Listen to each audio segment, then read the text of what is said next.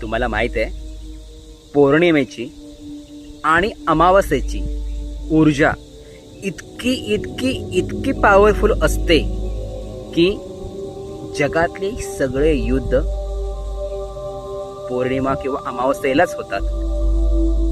जगात प्रत्येक महत्वाची घटना, मग ती सकारात्मक असो किंवा नकारात्मक असो, ही पौर्णिमा आणि अमावस्येलाच घडते. जसे गौतम बुद्धांना बोधी देखील पौर्णिमेलाच मिळाली होती, पौर्णिमेच्या रात्रीच मिळाली होती. आणि या जगात सगळ्यात जास्त निगेटिव्ह एनर्जी हे देखील पौर्णिमा आणि अमावस्येच्या रात्रीच क्रिएट होते.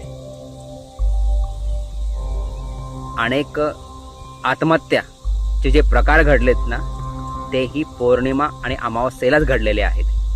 कारण त्यावेळी मनुष्य प्राण्याची ऊर्जा इतकी फ्लो करते की ते कंट्रोल करणं माणसाच्या हातात राहत नाही.